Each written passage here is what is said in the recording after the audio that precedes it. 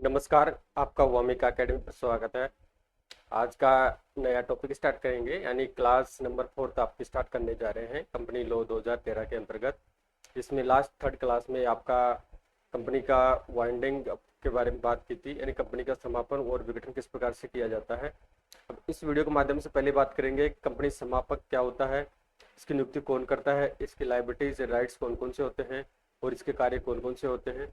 उसके बाद में फिर सीमित देयता पार्टनरशिप के बारे में बात करेंगे। एंड एलएलपी क्या होता है, एलएलपी की स्थापना कब की गई थी, कब इसकी राष्ट्रपति द्वारा अधिसूचना जारी की गई थी और इसकी जो प्रोसीजर होती है क्या क्या होती है, उसके बारे में डिटेल से बात करेंगे। जो भी साथी चैनल पर नए हैं तो चैनल को सब्सक्राइब करें, वीडियो को लाइक करें, शेयर उससे करें, ठीक है। तो ये पोस्ट जैसा कि आप सभी को विदित है कि जवीन जूनियर अकाउंटेंट भर्ती परीक्षा 2026 के रिगार्डिंग फ्री पोस्ट कोर्स से चलाई जा रहा है।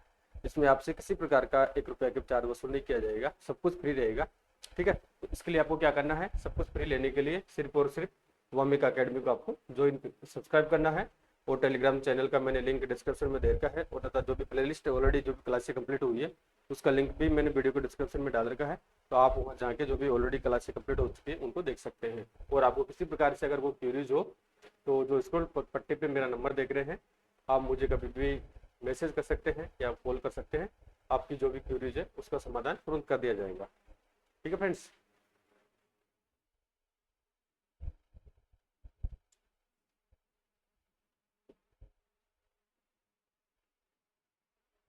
तो आपकी लास्ट क्लास थी थर्ड नंबर की, जिसमें कंपनी समापन के बारे में बात किया था। फिर समापन के प्रकार क्या होते हैं, सम, समापन क्यों किया जाता है उसके बारे में बात हुई थी। अनिवार्य समापन की प्रक्रिया क्या होती है, ऐच्छिक समापन की प्रक्रिया क्या होती है, यानी लास्ट थर्ड क्लास में कंप्लीट कर चुके हैं बातें। अब यहाँ से स्टार्ट करेंगे। यानी कंपनी समापक यानी कंपनी लिक्विडेटर क्या होता है, काफी इंपॉर्टेंट चैप्टर है। तो कंपनी के समापन के आदेश से पूर्व, किससे, यानी कंपनी के समापन के आदेश से पूर्व न्यायाधिकरण यानी ट्रिब्यूनल दो कंपनियों के समापन के उद्देश्य से एक सरकारी निस्तारक नियुक्त कर सकता है। यह अस्थायी निस्तारक होता है। जब न्यायाधिकरण द्वारा कंपनी के समापन का आदेश दे दिया जाता है तब यह अस्थायी जो निस्तारक की नियुक्ति की जाती है वो एक तरीके से सरकारी निस्तारक बन जाता है, यानी स्थायी निस्तारक बन जाता है, सारी शक्तियां उसके पास आ जाती है। सरकारी निस्तारक की नियुक्ति की शर्तें तथा देय पारिश्रमिक का निर्धारण केंद्रीय सरकार द्वारा किया जाता है। ये काफी इंपॉर्टेंट है। एंड जो सरकारी निस्तारक की नियुक्ति होती है उसकी जो भी शर्तें होती है, कंडीशन होती है, पारिश्रमिक है उसको जो भी पारिश्रमिक देना है उसका निर्धारण सेंट्रल गवर्नमेंट द्वारा किया जाता है। ये विशेष रूप से आपको ध्यान रखना है। यानी period to the winding up order the tribunal में appoint an official liquidator for the purpose of winding up the company. This appointee is known as the provisional liquidator. Once the tribunal issue the winding up order, the provisional liquidator becomes the official liquidator. The terms of appointment and the remuneration payable to the official liquidator are determined by the central government. Next है, company के समापन की दशा में company के लिए निस्तारक की नियुक्ति निम्नलिखित में से किसी के द्वारा भी की जा सकती है। अब कंपनी समापन की दशा में कंपनी की जो निस्तारक की नियुक्ति है वो किसी के द्वारा की जा सकती है। तो 3 कंडीशन होती है। एक तो सेंट्रल गवर्नमेंट द्वारा की जाती है, ट्रिब्यूनल द्वारा तो सेंट्रल गवर्नमेंट द्वारा होती है, और इसके अलावा कंपनी के सदस्यों द्वारा की जा सकती है, और लेनदारों एवं सदस्यों द्वारा ये तो सेंट्रल गवर्नमेंट द्वारा ट्रिब्यूनल द्वारा होती है, कंपनी द्वारा निस्तारक की नियुक्ति की जा सकती है, तथा लेनदारों एवं सदस्यों द्वारा निस्तारक की नियुक्ति यहाँ पे की जा सकती है। और जो निस्तारक की नियुक्ति क्या होता है कि इसके रिगार्डिंग एक सेंट्रल गवर्नमेंट द्वारा पुल बना रखा है, इसमें कई सदस्य होते हैं। तो जो भी सदस्य होती है सेंट्रल गवर्नमेंट अपनी इच्छा और उसकी योग्यता के अनुसार यहाँ पर सरकारी निस्तारक की नियुक्ति कर देती है। तो केंद्र सरकार द्वारा, तो न्यायाधिकरण द्वारा अनिवार्य रूप से समापन होने पर केंद्र सरकार द्वारा नियुक्ति की जाती है। यानी ट्रिब्यूनल द्वारा अगर अनिवार्य रूप से अगर समापन होगा तो ही केंद्र सरकार द्वारा यहाँ पे नियुक्ति की जाएगी, आपको विशेष ध्यान रखना है। इसके अलावा कंपनी द्वारा बात करें तो सदस्यों द्वारा ऐच्छिक समापन की दशा में, यानी कंपनी द्वारा सिर्फ ऐच्छिक समापन की दशा में निस्तारक नियुक्त किया जाता है, अनिवार्य समापन की दशा में सेंट्रल गवर्नमेंट द्वारा नियुक्त किया जाता है। तो ऐच्छिक समापन की दशा में कंपनी साधारण सभा में संकल्प पारित करके समापक नियुक्त कर सकती है। इसके अलावा लेनदारों एवं सदस्यों द्वारा बात करें, क्रेडिटर्स एवं जो भी मेंबर्स है जैसे शेयर होल्डर उनके, तो उनके द्वारा अगर कंपनी का समापन ऐच्छिक समापन किया जा रहा है तो ऐच्छिक समापन की दशा में कंपनी के सदस्यों एवं लेनदारों द्वारा लिक्विडेटर को नियुक्त किया जाता है, ठीक है। तीनों स्थिति देख चुके हैं, केंद्रीय सरकार द्वारा कैसे किया जाता है, कंपनी द्वारा कैसे किया जाता है, और लेनदार एवं सदस्यों द्वारा किस प्रकार से यहाँ पे नियुक्ति की जाती है, ठीक है। अब नेक्स्ट देखते हैं सरकारी समापक के कर्तव्य देखते हैं। जो गवर्नमेंट लिक्विडेटर होता है उसके ड्यूटीज कौन कौन सी होती है, उसको कौन कौन से कार्य करने होते हैं, उसके बारे में यहाँ पे बात करते हैं। फर्स्टली वो कार्य करेगा फ्रेंड्स, समापन की कार्रवाई करेगा। क्या करेगा? समापन की कार्रवाई स्टार्ट करेगा। सरकारी निस्तारक कंपनी के समापन का कार्य करने की कार्रवाई करता है। जो भी उसकी प्रोसेस होती है, उसकी बैलेंस शीट मंगवाई जाती है, कितने क्रेडिटर्स है, कितने डेटर्स है, कितनी असेट्स है, कितनी लाइबिलिटीज है, और कार्मिकों की संख्या, उनको कितना पेमेंट बकाया है, एक्सेट्रा जो भी कारण है उनका सभी डिटेल प्राप्त करके वो कार्रवाई आरंभ करता है। प्रारंभिक रिपोर्ट प्रस्तुत करता है, यानी कंपनी के मामलों में के वक्तव्य की प्राप्ति के बाद निस्तारक को अदालत में एक आरंभिक रिपोर्ट प्रस्तुत करनी होती है, जो कि समापन के आदेश की तिथि से 6 माह के अंदर उसको जो उसने प्रोसेस की है वो ट्रिब्यूनल के समक्ष प्रस्तुत करनी होती है। फिर कंपनी की संपत्ति की रक्षा करना, जो जो भी कंपनी की असेट्स होती है उसकी रक्षा करने का पूरा दायित्व लिक्विडेटर के ऊपर आ जाता है। वो अपनी इच्छा से या न्यायालयिक आदेश के अनुसार उनको बिक्री करता है। यदि समापन का आदेश आया हो तथा निस्तारक नियुक्त किया गया हो तो कंपनी की सभी संपत्तियां सरकारी निस्तारक के संरक्षण में आ जाती है, यानी उसके अधिकार क्षेत्र में आ जाती है। अब शक्तियों का नियंत्रण के बारे में बात करें तो निस्तारक निरीक्षण समिति, यानी जो भी इंस्पेक्शन कमेटी होती है उसके द्वारा दिए गए डायरेक्शन को ध्यान में रखकर कंपनी का कार्य करता है। वह कंपनी की संपत्ति को दिए गए निर्देशों के अनुसार वितरण करता है, जो डायरेक्शन मिले हैं उसके अनुसार करता है, या अगर कोई निर्देश नहीं मिला है वह निर्देशों के अभाव में अपने विवेक के अनुसार संपत्तियों का वितरण का कार्य यहाँ पे कर सकता है। ठीक है, तो इसमें 3 सिचुएशन होती है वो देख चुके हैं। नेक्स्ट है इसमें ऋणदाताओं तथा अंशदाताओं की सभा बुलाना, एंड जो भी ऋणदाता है और जो भी शेयर होल्डर्स है उनकी सभा बुलाई जाती है, किसके द्वारा? लिक्विडेटर द्वारा। अगर निस्तारक ऋणदाताओं तथा अंशदाताओं की सभा बुलाने का कार्य करता है। क्या करता है? उनकी सभा बुलाने का कार्य करता है। अब उसमें कंडीशन होती है जिससे उनकी इच्छा उनके विषय में जान सके कि वो क्या चाहते हैं, किस प्रकार से इसका निस्तारण करना चाहते हैं। तो कम से कम 1/10 कितना? कम से कम 1/10 यानी 10% मूल्य के ऋणदाताओं, यानी 10% मूल्य के ऋणदाताओं के लिखित अनुरोध पर सभा का आयोजन किया जाता है। जैसे डिबेंचर 1 लाख के हैं, 10,000 रुपए के ऋणदाताओं ने अगर आवेदन किया है तो उनकी आवेदन के आधार पर यहाँ पे सभा का आयोजन किया जाता है। नेक्स्ट है न्यायालय से निर्देश प्राप्त करना। जो कोर्ट होता है या ट्रिब्यूनल होता है उससे जो डायरेक्शन होता है उस डायरेक्शन के अनुसार उसे कार्य करना होता है।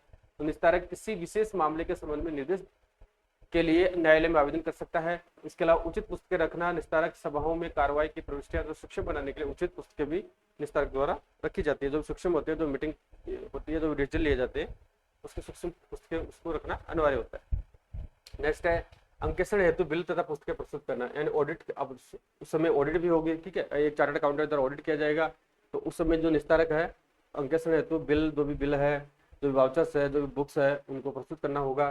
तो निस्तारक अंकेक्षण हेतु बिल तथा पुस्तकें प्रस्तुत करेगा। वो प्रत्येक वर्ष में कम से कम 2 बार, यानी प्रत्येक वर्ष में ध्यान रखना है। अब जरूरी नहीं कि निस्तारण में समय कितने में लग सकता है, 1 वर्ष लग सकता है, 2 वर्ष लग सकता है, 3 वर्ष लग सकता है, 6 माह लग सकते हैं, ठीक है। वह प्रत्येक वर्ष में कम से कम 2 बार प्राप्ति एवं भुगतान एंड रिसिप्ट एंड पेमेंट खाता प्रस्तुत करेगा। यानी इन ड्यूरिंग पीरियड जो कंपनी ने बिजनेस किया है, समापन के दौरान कितनी प्राप्तियां हुई है, कितना उसने पेमेंट किया है, जो भी है, यानी जो भी एसेट से प्राप्ति हुई है या लेनदारों को पेमेंट किया है या ऑपरेशनल एक्टिविटीज से कोई प्राप्ति हुई है, कोई पेमेंट किया है, तो उनका रिसिप्ट एंड पेमेंट अकाउंट यहाँ पे तैयार करेगा। इसके अतिरिक्त उसे खातों को छपवाना, इन खातों को प्रिंटेड किया जाएगा। अंशदाताओं एवं ऋणदाताओं को उसकी प्रतिलिपि भी भेजने का कार्य इनके द्वारा, यानी लिक्विडेटर के द्वारा किया जाता है। नेक्स्ट है निरीक्षण समिति गठित करने की कार्रवाई करना। अब जो इंस्पेक्शन कमेटी होती है उसको गठित करने की कार्रवाई निस्तारक द्वारा की जाती है। तो निस्तारक न्यायालय द्वारा निश्चित अवधि की तिथि से, यानी निश्चित ध्यान रखना, या निस्तारक न्यायालय द्वारा निश्चित अवधि की तिथि से 2 माह के भीतर, जो न्यायालय आदेश देता है उस आदेश के दिनांक से 2 माह के भीतर, यानी 60 डेज के भीतर निरीक्षण समिति के सदस्यों को निर्धारित करने के लिए कंपनी के लेनदारों की एक सभा यहाँ पे उसके द्वारा बुलाई जाती है। किसके द्वारा बुलाई जाती है? निस्तारक यानी कंपनी लिक्विडेटर द्वारा ये सभा आदेश के 2 माह के भीतर उसको बुलाना अनिवार्य होता है। ठीक है, तो ये कंपनी समापन और विघटन के बारे में अपन डिटेल से बात कर चुके हैं। क्लास 3rd नंबर में डिटेल से बात की थी, और जो रिमेनिंग रह गया था इस क्लास के माध्यम से कंप्लीट कर चुके हैं। ठीक है, तो अब आपका नया टॉपिक स्टार्ट करेंगे इसमें 4th क्लास में, सीमित देयता साझेदारी के बारे में। तो इसको शॉर्ट में बोलते हैं LLP, लिमिटेड लाइबिलिटी पार्टनरशिप। अब लिमिटेड लाइबिलिटी पार्टनरशिप के बारे में पहले ब्रीफ में बात कर लेते हैं। यानी एक तरह से देखा जाए तो एक निगमीय संस्थान होता है, निगमीय संस्था होती है। एक तरीके से जो कंपनी का गठन किया जाता है उसी तरीके से LLP का गठन का प्रावधान 2008 में भारत सरकार द्वारा नया कानून लागू किया गया था। तो ये एक तरह से मिनी कंपनी का प्रावधान इसको मान सकते हैं आप। और इसका जो अस्तित्व होता है, सदस्य बिल्कुल पृथक अस्तित्व होता है, सेपरेट एंटिटी होती है। जो रूल्स LLP में जो रूल्स रेगुलेशन होते हैं उसके अकॉर्डिंग इसको कार्य करना होता है। इसको सीमित देता है साझेदारी को। तो भारत में सीमित, अब ये इंपॉर्टेंट है, इसको विशेष आपको ध्यान रखना है। इस प्रकार से प्रश्न पूछ सकते हैं आपको कि इसमें कितने अध्याय है, कितनी धाराएं है, कितनी अनुसूचियां हैं, इसको कब लागू किया गया है, एक्सेट्रा जो भी है सब चीजें इसमें देखते हैं। तो भारत में सीमित देयता साझेदारी का आरंभ सीमित देयता साझेदारी अधिनियम एंड दो साझेदारी अधिनियम 1932 1 अक्टूबर 1932 से लागू हुआ था, वो अलग था। और सीमित देयता साझेदारी अधिनियम 2008 में बनाया गया था। सीमित देयता साझेदारी अधिनियम 2008 के पारित होने के साथ ही हुआ है, 2008 में बिल लाया गया था। तो राज्यसभा ने सीमित देयता साझेदारी विधेयक को कब अनुमति दी थी, 24 अक्टूबर 2007 को। अन्य राज्यसभा ने एलएलपी को 24 अक्टूबर 2008 को पारित किया था। इसके बाद में लोकसभा द्वारा इसे 12 दिसंबर 2008 को पारित किया गया था। ठीक है, कब किया था, 12 दिसंबर 2008 को पारित किया था। तथा 7 जनवरी कब 7 जनवरी 2009 7 जनवरी 2009 को इस विधेयक को, अब ध्यान रखना है कब को, 7 जनवरी 2009 को इस विधेयक को भारत के महामहिम राष्ट्रपति ने अपनी सम्मति यानी अपनी सहमति इसमें प्रदान कर अधिनियम का रूप इसमें प्रदान किया था। यानी इसको एक तरह से अधिनियम बना दिया गया था। इस अधिनियम में ये इंपोर्टेंट है, यहाँ पे इस अधिनियम में कितनी है, 81 तो सेक्शंस है, यानी 81 इसमें धाराएं हैं, कितनी है, 81 धाराएं हैं और 14 इसमें अध्याय है, 14 यूनिट है और 4 अनुसूचियां हैं। ये आपको विशेष ध्यान रखना है, इस प्रकार से इसमें क्वेश्चन आ सकता है। ठीक है, तो 81 धाराएं हैं, 14 अध्याय है और 4 अनुसूचियां इस एक्ट में बनाई गई है।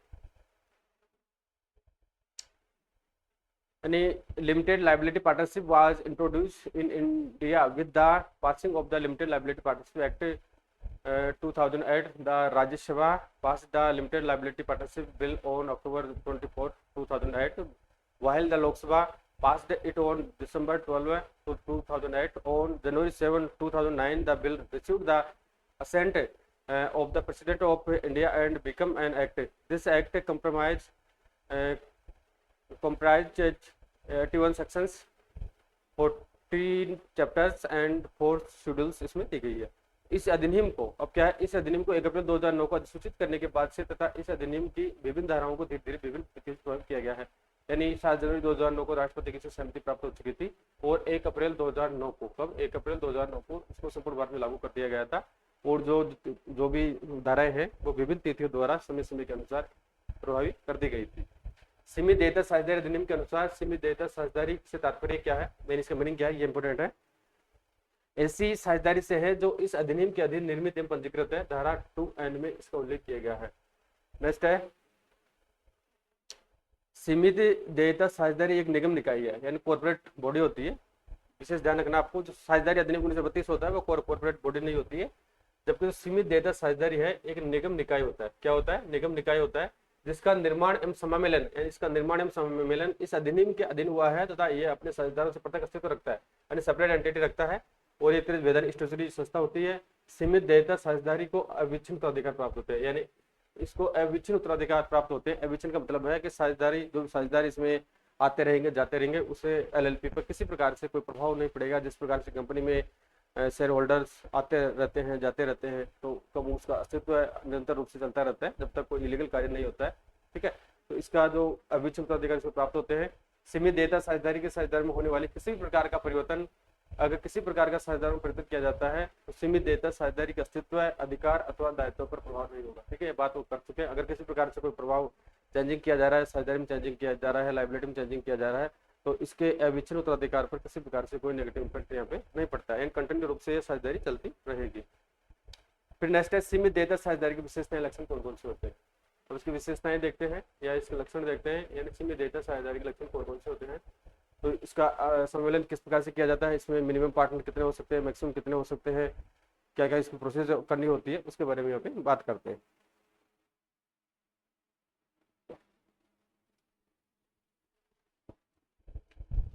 अब देखिए फ्रेंड्स, ये काफी महत्वपूर्ण है, इसमें से आपका प्रश्न आ सकता है।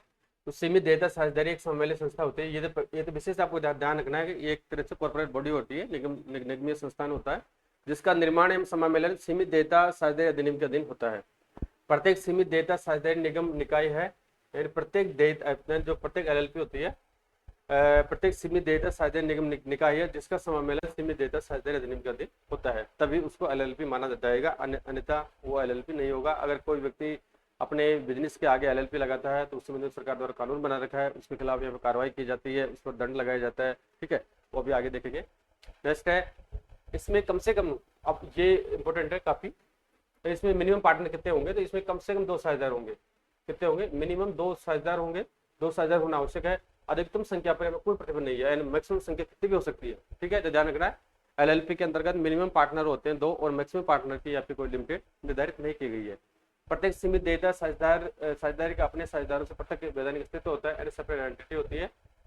और नेक्स्ट है सीमित देयता साझेदारी एक पृथक वैधानिक संस्था है जिससे अविचलित उत्तराधिकार प्राप्त है, यानी इसके साझेदारों के अधिकारों में दायित्वों में अगर कोई परिवर्तन होता है तो इसमें कोई इसमें चेंजिंग नहीं आता है, ये कंटिन्यू रूप से चलती रहती है।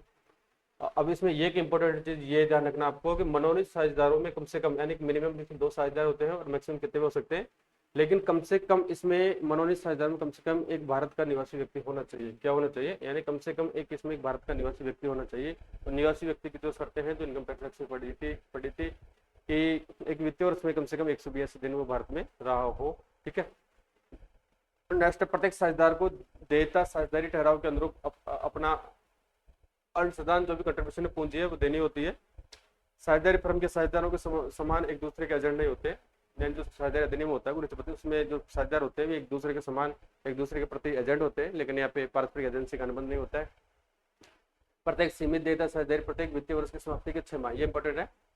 एलएलपी प्रत्येक वित्तीय वर्ष की समाप्ति के 6 माह के भीतर, कब जैसे 31 मार्च को वित्तीय वर्ष समाप्त हो जाता है तो 6 माह के भीतर या लास्ट 30 सितंबर तक 6 माह के भीतर उस वित्तीय वर्ष का एक लेखा एवं शोध क्षमता यानी एक अकाउंट तैयार करेगा और उसकी जो शोधन क्षमता होगी या संपन्नता विवरण यहाँ पे तैयार किया जाता है। नेक्स्ट है प्रत्येक सीमित देयता साझेदारी विधिवत रूप से प्रमाणित वार्षिक विवरणी, यानी जो एलएलपी होती है विधिवत रूप से प्रमाणित सीए से प्रमाणित वार्षिक विवरणी उसके वित्तीय वर्ष की समाप्ति के 60 दिनों के भीतर रजिस्ट्रार के पास फाइल करेगी। रिटर्न है जैसे 31 मार्च को वित्त वर्ष समाप्त हो जाता है तो आपका 31 मई तक उसको विद इन 60 डेज के भीतर अपनी विवरणी रजिस्ट्रार के समक्ष प्रस्तुत करना अनिवार्य होता है। ठीक है, ये आपको विशेष ध्यान रखना है।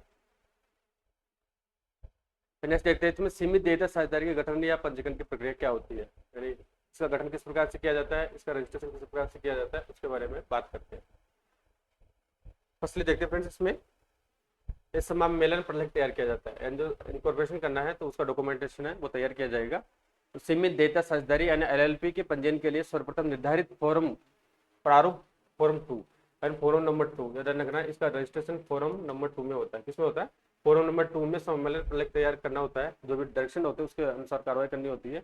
इसमें साझेदारी का नाम होगा, ठीक है, यानी फर्म का नाम क्या है, पता क्या है, व्यवसाय किस क्षेत्र में करेंगे, साझेदारों का नाम पता आदि का यहाँ उल्लेख किया जाता है। और अभिदाता के बारे में बात करें, जो भी कंट्रीब्यूटर है, जो पार्टनर पूंजी लगा रहे हैं, तो 2 या 2 से अधिक व्यक्ति जो लाभ के उद्देश्य से किसी व्यवसाय के संचालन के लिए संगठित हुए हैं उनका नाम सम्मेलन प्रलेख में लिखा जाएगा तथा उन पर हस्ताक्षर कराए जाएंगे। जो भी व्यक्ति इसमें पार्टनर है उनके द्वारा कितनी पूंजी लगाई जा रही है उसका उल्लेख होगा और उनका जो प्रलेख है उसमें उनका हस्ताक्षर करवाए जाएंगे। नेक्स्ट है इस अधिनियम की अपेक्षाओं के पालन संबंधी कथन विवरण प्राप्त करना, यानी जो अधिनियम बनाया गया है उसके अकॉर्डिंग अपेक्षाओं का पालन करना है होता है। अगर पालन नहीं किया जाता है तो उसमें कितना दंड लगाया जाता है, कितना जुर्माना लगाया जाता है, कितना फाइन लगाया जाता है, वो देखते हैं। तो इसे निर्धारित प्रारूप में कथन विवरण प्राप्त करना होता है। इस कथन पर यह लिखा होगा कि सम्मेलन तथा इससे संबंधित सभी मामलों के संबंध में इस अधिनियम तथा इसके अधीन बनाए गए नियमों की अपेक्षाओं का पालन कर लिया गया है। जो भी डायरेक्शन है, जो भी रूल्स है, जो भी बिल में जो प्रावधान दिए गए हैं उसका पालन कर लिया गया है। इनको ये स्टेटमेंट देना होता है। अगर इसमें कोई कथन असत्य होता है, भ्रामक सूचना होती है, मिथ्या वर्णन होता है, तो कथन असत्य होने पर 2 वर्ष तक के कारावास की सजा किनको, जो भी पार्टनर है, जिन व्यक्तियों ने असत्य सूचना दी है, तो कथन असत्य होने पर 2 वर्ष तक के कारावास की सजा दी जाती है और कम से कम 10,000 रुपए का, कितने का, कम से कम 10,000 रुपए तक का यहाँ पे अर्थदंड लगाया जाएगा और जो अधिकतम 5 लाख रुपए तक का भी हो सकता है। ये 2 वर्ष की सजा होगी और कम से कम 10,000 से लेके 5 लाख तक का यहाँ पे अर्थदंड लगाया जाएगा अगर इन्होंने एक्ट के खिलाफ कोई सूचना दी है, कोई मिथ्या वर्णन अगर प्रस्तुत किया है तो। नेक्स्ट है सम्मेलन प्रलेख तथा विवरण कथन रजिस्ट्रार को फाइल करना। जिस राज्य में, जैसे राजस्थान राज्य है चाहे हरियाणा है, किसी भी राज्य में जिस राज्य में उस सीमित देयता साझेदारी यानी एलएलपी का पंजीकृत कार्यालय स्थापित किया जाना है उसे उस रजिस्ट्रार के पास फाइल कर दिया जाएगा। यानी उसका पंजीकृत कार्यालय जहाँ पर जिस राज्य में स्थापित किया जा रहा है तो सूचना रजिस्ट्रार को देनी होती है। रजिस्ट्रार द्वारा पंजीयन के बारे में बात करें, अब रजिस्ट्रार द्वारा पंजीयन किस प्रकार से किया जाता है, संबंधित राज्य का जो रजिस्ट्रार होता है तो इसका 14 दिनों के भीतर, कितना, 14 डेज के भीतर, इसका 14 दिनों के भीतर रजिस्ट्रार सम्मेलन प्रलेख का पंजीयन करेगा और इस राशि का प्रमाण पत्र जारी करेगा। जैसे आवेदन कर दिया जाता है उसका आवेदन की जांच करता है रजिस्टर और आवेदन अगर सही पाया जाता है एज पर रूल्स तो 14 दिनों के भीतर 2 सप्ताह में इसका रजिस्ट्रेशन कर लिया जाएगा और इस हादसे का एक प्रमाण पत्र जारी कर दिया जाता है कि अमुक एलएलपी पार्टनरशिप का यहाँ पे रजिस्ट्रेशन कर लिया गया है, उसके रिगार्डिंग एक सर्टिफिकेट इनको दे दिया जाता है। नाम के साथ सब जोड़ना, अब ये इंपॉर्टेंट है, नाम के साथ सब जोड़ना एंड प्रत्येक सीमित देयता साझेदारी के नाम के साथ सीमित देयता साझेदारी लिमिटेड लायबिलिटी पार्टनरशिप, इसको शॉर्ट में एलएलपी कहते हैं, अथवा इसका परिवर्णी यानी शॉर्ट में एलएलपी शब्द अंतिम शब्दों के रूप में जोड़ा जाएगा। जैसे कोई कंपनी होती है XYZ company limited, XYZ company private limited, इसी तरीके से यहाँ पे भी XYZ LLP लिखना अनिवार्य होता है। ठीक है, अगर ये नहीं लिखा जाएगा तो उसमें एज पर रूल्स कार्रवाई की जाती है। नेक्स्ट देखते हैं इसमें सीमित देयता साझेदारी के गठन संबंधी महत्वपूर्ण प्रावधान कौन से हैं। यानी सीमित देयता साझेदारी के गठन के संबंधी महत्वपूर्ण प्रोविजन कौन से हैं। एक तो है इसमें पंजीकृत कार्यालय, इसका पंजीकृत कार्यालय होना अनिवार्य है, यानी एक रजिस्टर्ड कार्यालय इनको बनाना जरूरी है। जब भी कोई आवश्यकता पड़ेगी तो उस कार्यालय से सूचना प्राप्त की जाएगी। यदि पंजीकृत कार्यालय के स्थान में परिवर्तन करना है, अगर पहले पंजीकृत कार्यालय हरियाणा में था, फिर उसको राजस्थान करना है, या राजस्थान में था पहले दौसा में था, अब इसको जयपुर चेंज करना है, तो यदि पंजीकृत कार्यालय के स्थान में परिवर्तन करना है तो परिवर्तन की सूचना रजिस्ट्रार को निर्धारित प्रारूप में देनी होती है। जो रजिस्ट्रार होता है संबंधित क्षेत्र का, उसको सूचना देना अनिवार्य होता है। यदि कोई इस प्रावधान का उल्लंघन करता है तो प्रत्येक साझेदार को कम से कम, अगर कोई इसका उल्लंघन करता है, सूचना तय समय पर नहीं देता है, तो प्रत्येक साझेदार को कम से कम 2000 तक तथा अधिकतम 25,000 का दंड से अभिदंडित किया जाएगा। धारा 13 क्लोज 4 के अंतर्गत कम से कम 2000 से लेकर अधिकतम 25,000 रुपए का दंड से अभिदंडित किया जाएगा। नेक्स्ट देखते हैं फ्रेंड्स, इसमें नाम सीमित देयता साझेदारी के संबंध में नाम से तात्पर्य क्या होता है। नाम से तात्पर्य होता है कि वह जीवित व्यक्ति या एकाकी व्यक्ति, तो उसका प्रथम नाम, मध्य नाम तथा जाति वहाँ पे लिखा जाएगा। जैसे किसी का नाम XYZ है, जैसे अनिल कुमार शर्मा है तो अनिल कुमार, अनिल आएगा फर्स्ट नेम, फिर मिडिल नेम आ जाएगा और उसके बाद जाति है वहाँ पे आ जाएगा, पूरा नाम उसका आ जाएगा। यदि वह निगम निकाय है तो उसका पंजीकृत नाम, अगर निगम निकाय के रूप में उसका रजिस्ट्रेशन कर रखा है, तो यहाँ पे धारा 2 के अंतर्गत जो भी XYZ LLP है वो यहाँ पे नाम यहाँ पे आ जाएगा। And in relation to a limited liability partnership, the term name shall be constructed as follows.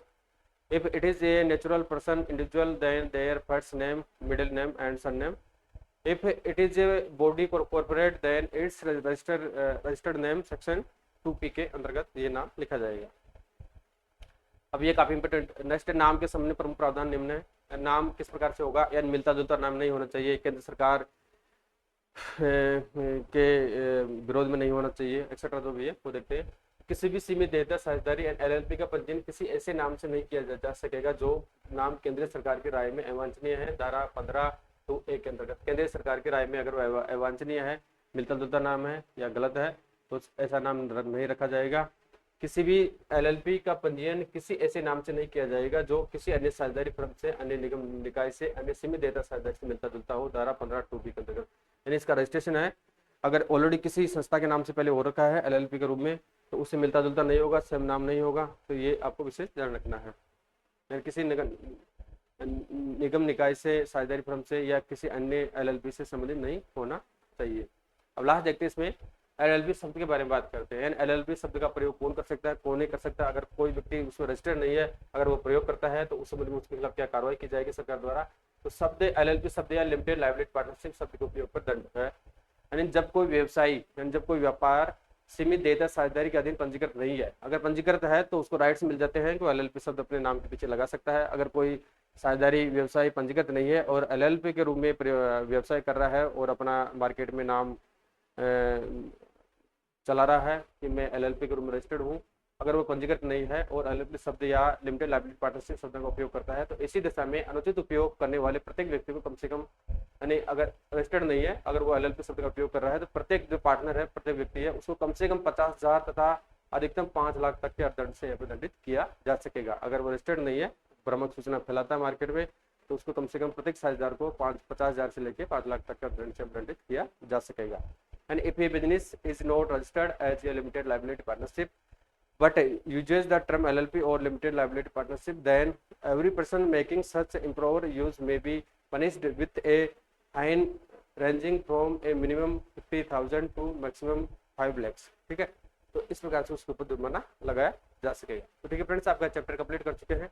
यानी आज इस वीडियो के माध्यम से पहले तो कंपनी समापक के बारे में अपने बात की थी, इसके बारे में बात की थी, यानी कंपनी समापक के बारे में अपने बात किया था। इसके कर्तव्य कौन कौन से होते हैं, इसकी नियुक्ति किस प्रकार से की जाती है। फिर उसके बाद में सीमित देयता साझेदारी के बारे में बात की थी, इसको कब पारित किया गया था, राज्यसभा से, लोकसभा से, राष्ट्रपति सहमति कब मिली, कब से इसको लागू किया गया था, इसमें कितनी धाराएं हैं, और सीमित देयता साझेदारी के विशेषता लक्षण कौन कौन से होते हैं। इसके अलावा सीमित देयता साझेदारी के गठन पंजीयन की प्रक्रिया क्या है, किस प्रकार से पंजीयन करवाया जाएगा। फिर उसके बारे में बात की थी कि सीमित देयता यानी एलएलपी के गठन संबंधी महत्वपूर्ण प्रावधान कौन कौन से हैं, नाम के संबंध में प्रमुख प्रावधान कौन कौन से हैं, शब्द या एलएलपी के उपयोग पर दंड किस प्रकार से दिया जाता है, उसके बारे में डिटेल से बात कर चुके हैं। तो आपका चैप्टर एलएलपी और कंपनी समापक कंप्लीट हो चुका है। अब नेक्स्ट वीडियो में आपका 5 नंबर का 2 वीडियो आएगा, उसमें नया टॉपिक स्टार्ट करेंगे। Thank you.